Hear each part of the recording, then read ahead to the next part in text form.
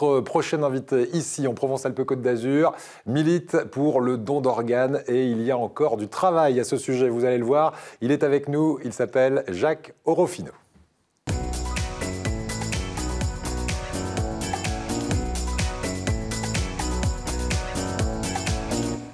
Bonjour Jacques. Bonjour Eric. Merci d'être avec nous. Alors vous êtes un petit peu une sorte de héros parce que vous avez des journées très pleines. Vous êtes chirurgien dentiste. Je vous ai appelé hier soir à 20h, vous étiez encore au bureau et vous m'avez dit la journée n'est pas terminée. Et pourtant vous êtes aussi un bénévole. Vous êtes le président fondateur d'une association qui a pour nom Maryse pour la vie, qui milite, je le disais, pour le don d'organes, mais pas uniquement.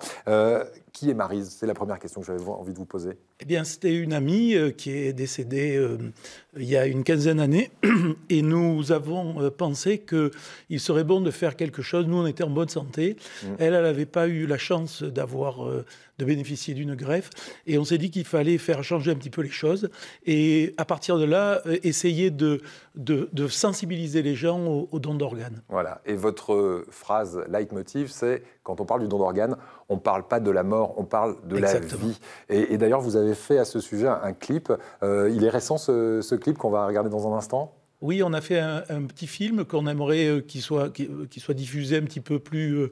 largement. Largement, voilà. On va essayer d'y contribuer ce matin. Mais nous l'espérons. Voilà, avec ce clip qui raconte une histoire de vie en 30 secondes. Regardez. J'ai 30 ans. Et cela fait plus de 10 ans que je souffre d'une maladie cardiaque et mon cœur aujourd'hui n'a même plus la force de battre. La seule solution pour moi, c'est de recevoir un nouveau cœur. Recevoir un nouveau cœur. Recevoir un nouveau cœur.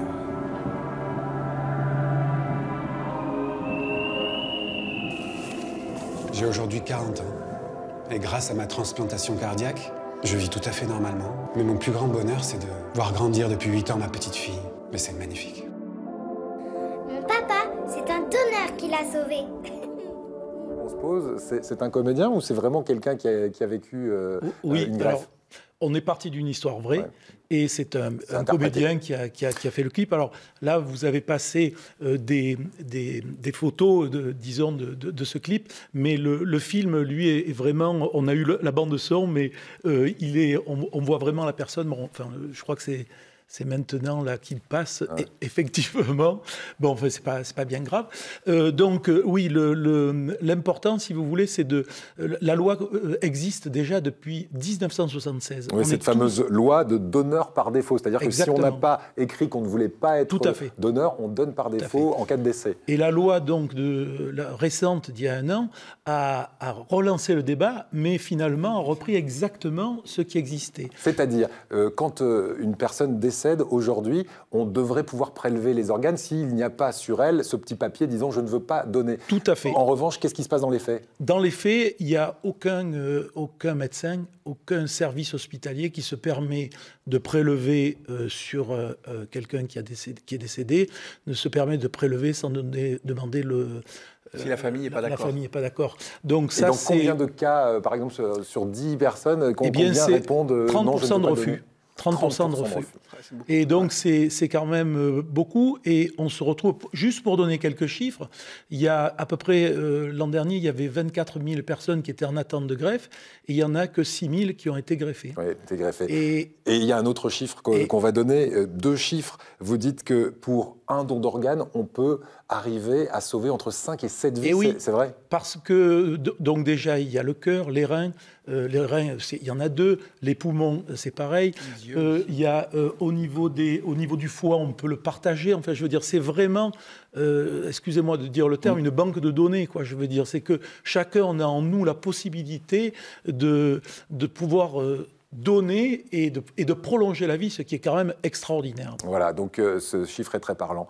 Une vie qui s'arrête, ça peut être 5 à 7 vies qui se prolongent et dans de bonnes conditions. Alors, votre plus grande fierté, on va terminer là-dessus parce qu'il nous reste très peu de temps, c'est d'avoir trouvé le financement pour un appareil qui est extraordinaire. C'est quoi cet appareil? Alors, cet appareil, c'est l'OCS. C'est un appareil c'est une machine pour garder des greffons in vivo, in vitro, pardon, excusez-moi.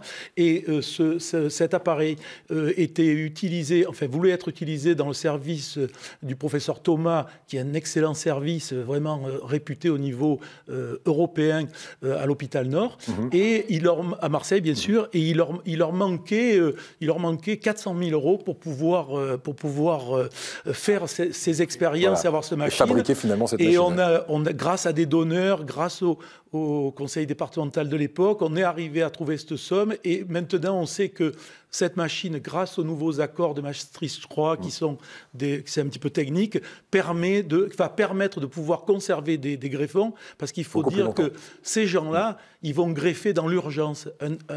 On ne peut pas garder longtemps un organe, il faut le prélever très rapidement, des fois c'est à l'autre bout de la France, et c'est vrai que ce type de machine va peut-être donner un essor et éviter un gaspillage aussi au niveau des... Cette machine, elle sera à Marseille. Elle est à Marseille déjà depuis 2-3 ans.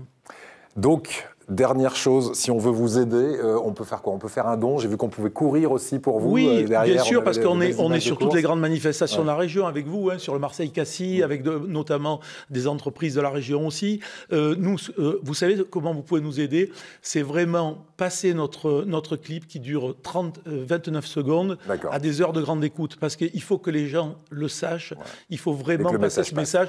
Et je finirai simplement, 2 personnes par jour qui décèdent, c'est trop.